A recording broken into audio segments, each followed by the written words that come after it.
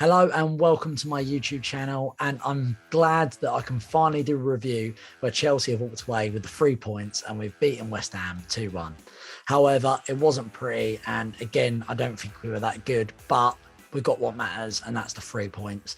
We're still within touching distance of the top after Arsenal lost to Manchester United, and Man City drew to Villa, so we're only 5 points there, and that's another positive we can take, I suppose, that we're not playing well and we're still in touch with the top. It was great to also bounce back after that humiliating defeat against Southampton, where it was really lackluster and shocking during midweek.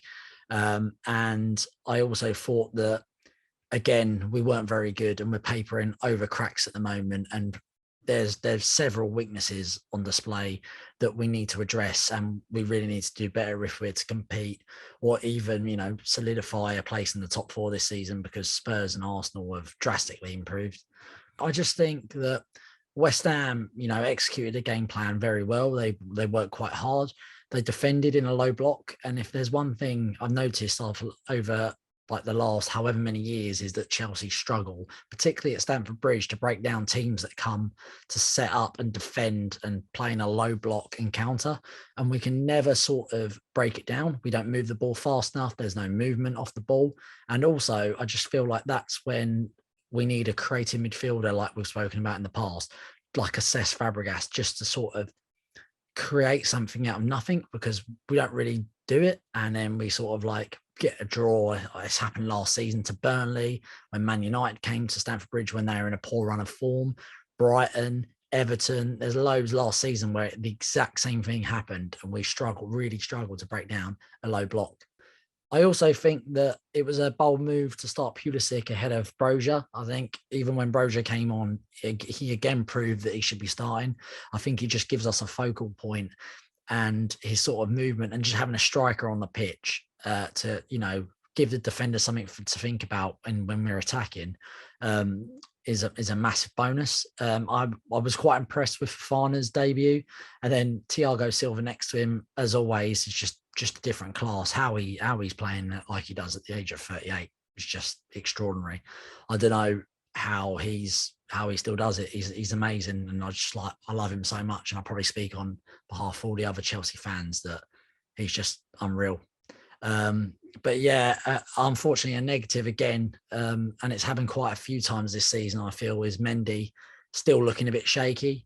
He wasn't very good against Leeds, obviously made the mistake for their first goal, and then there was a few times in this match where he punched rather than caught, and one of the times he did that led to West Ham's first goal, with Antonio tapping it in.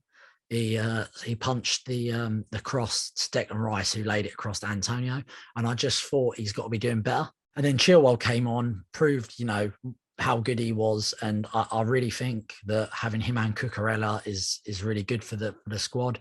I think they provide each other with competition, because they know one bad game when they're going to be replaced. I thought Chilwell, that goal he scored with the swivel, with a 360 turn, bounced off his head and just calmly slotted it through Fabianski's legs. I don't think it's spoken about enough, because it's just world class. How he did that, I don't know. And then obviously Havertz, it was good to see him get back on the score sheet after his poor run of form.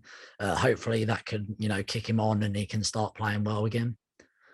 But then, yeah, back to Mendy, that VAR, the equalising goal that West Ham scored. By the way, again, Chelsea letting in a goal straight after they've just scored.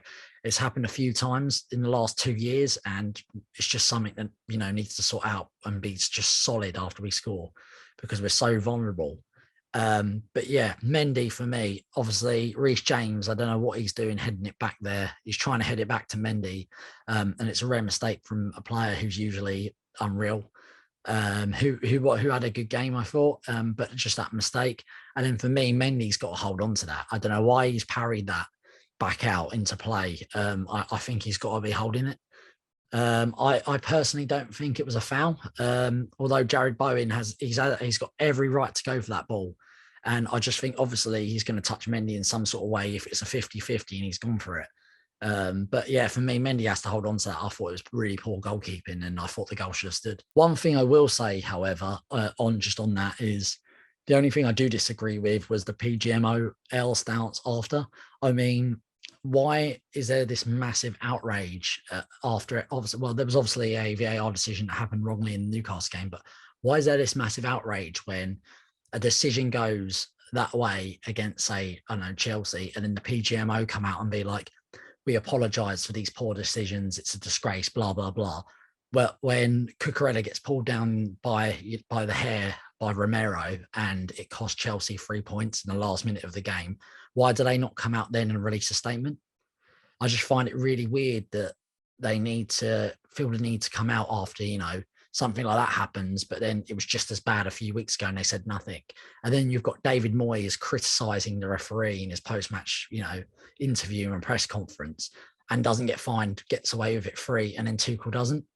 Tuchel does the same thing and then gets fined and a match ban. Obviously, I know some of that was to do with the Conte fight, but he got charged for his words about referee Anthony Taylor. I just find it bizarre that the PGML have just come out now and said it when they could have done against Spurs. But other than that, we've got Dynamo Zagreb on Tuesday, and hopefully we can kick on with a good win in the Champions League. Hopefully Aubameyang can get back fit after his broken jaw, and just gives us another option up top. And then we've got Fulham in the London derby and an early kick-off Saturday. So hopefully, busy week for Chelsea, but hopefully we can get 2 wins. Nice little start in the Champions League and then keep kicking on in the Premier League.